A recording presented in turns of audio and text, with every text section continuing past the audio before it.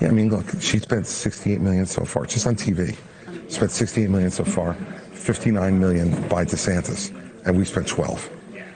I mean, who's punching above their weight and who's getting a return on their investment, you know? And she's going to get smoked. And you and I both know it. She's not up to this. This came down as big breaking news last night. Chris Christie dropping out of the Republican primary race, but not before that hot mic moment was captured of him dropping a few choice words for Nikki Haley and blasting her, as well as Florida Governor Ron DeSantis, on their ad spending across Iowa. They spent tons of money. In Iowa alone, Haley spent $4.6 million on ads. DeSantis dropping about half of that. It doesn't count the millions spent by their aligned super PACs. Let's bring in our guests today. Jonna Spilbor, Kurt Bardella, Lee Carter are here to discuss. Okay, Lee, I'm going to start with you. I think it would be fascinating if politicians used that gigantic purse of ad funding and actually did something positive in these communities, whether it was fix roads or something. I think they get a lot more advertising because they get free press. What do you think? Yeah, I mean, you think there's a reason why so many people are anti-establishment right now and really think the federal government isn't working for them. The system is broken when you have this much spending, and it just keeps getting worse. When you look at the presidential spending overall, it is out of control. And Nikki Haley tried to make that point last night during the debate. She said to Ron DeSantis, you spent $150 million. You spent more on private jet rides than you have actually on campaign ads. And the question is, should they be spending that much money at all? We saw in 2016, spending isn't what won the race. People want to hear what you're doing for them. So at the end of the day, I think there's a huge appetite out there for campaign reform. Yeah, we know that the GOP candidates as a whole, they've blanketed Iowa ahead of Monday's caucuses. Kurt, how much does that spending actually help? Because I think about just myself as a voter. I have never seen a political TV ad, never heard a radio ad or a billboard that changed my mind. Am I an anomaly, or are people persuadable by that? You're not an anomaly. I mean, here's the reality. Most people, especially if you're living in these states where every time you turn on the TV, every commercial is a campaign ad, you're going to tune them out. I mean, you're either going to have to come up with something very creative and innovative from a messaging standpoint that breaks through the noise and the clutter, or really you're just flushing good money after bad. I feel like so many of these campaigns are frankly run by this tired old consulting class who love this system because they get 10% of all the ad buys. They're getting rich off of this. That's why you keep seeing this wash, rinse, and repeat cycle of what they call strategy. I call flushing good money after bad. And the results kind of speak for themselves. None of these candidates who are spending these millions of dollars are really making a dent on Donald Trump. He's still been the runaway leader of this pack for the entirety of this campaign. So maybe these candidates, if they really want to try to do something different to take down Trump, they need to look at how they spend their money. Yeah, John, I want you to weigh in here because I think there's a system, right? It's an old system. It's the old guard of how advertising fuels so many facets of our society and our media, to be quite transparent. What would need to change for someone to just break out of that system when we all know that as much money as these candidates are spending, they're only making a dent when it comes to actually becoming the nominee? What do we have to do differently?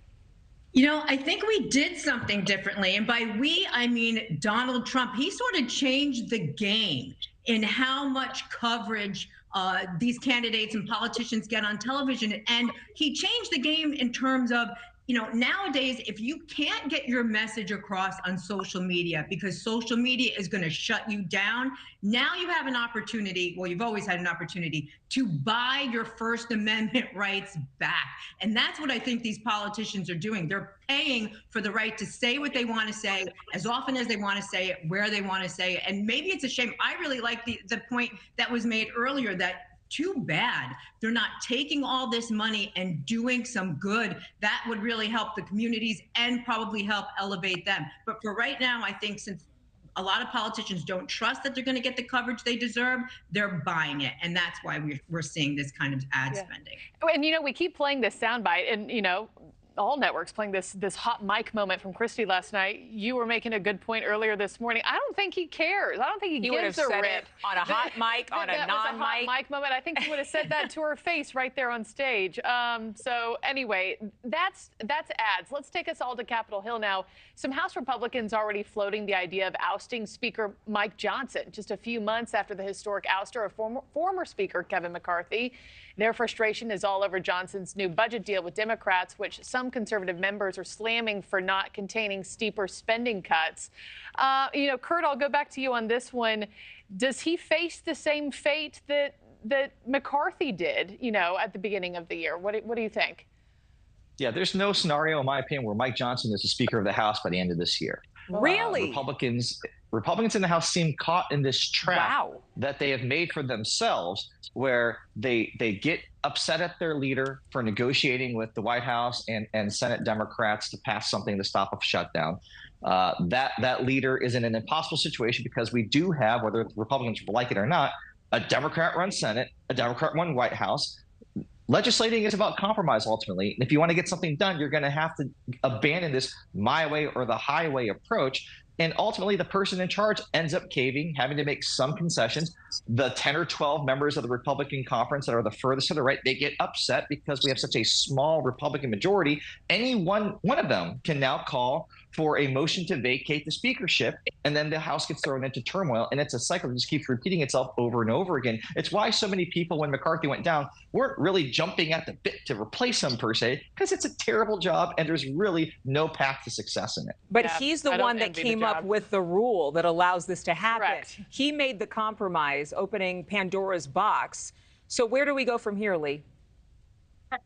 Well, I think we're going to go right back to a repeat of what we saw with Kevin McCarthy. I'm not sure it's going to happen right now, but this trend where compromise is viewed as evil by the extremes of both parties is a real problem, because most progress in this country has happened by compromise, and most Americans actually want to see our politicians compromise. 7 in 10 Americans say that they want to see more compromise, not less. It's the 3 in 10 who don't that are really running the show, because they're the ones that are most vocal. They're the ones that were registered early as either registered Republicans or Democrats, and they're the ones that are controlling this dialogue. And when you think about it, there's really 8 congressmen who are holding the whole thing hostage instead of saying, let's make a deal for the American people. And I think it's a shame. I think it's taking away so much focus from the issues that are most important, but it's a situation we've gotten ourselves into now. Yeah, and with McCarthy, it's always the hardliners who are the loudest. So, Jonna, I'll let you, with your final words on this. What do you think the appetite as a whole looks like for Republicans to do this whole song and dance over again when it comes to Johnson?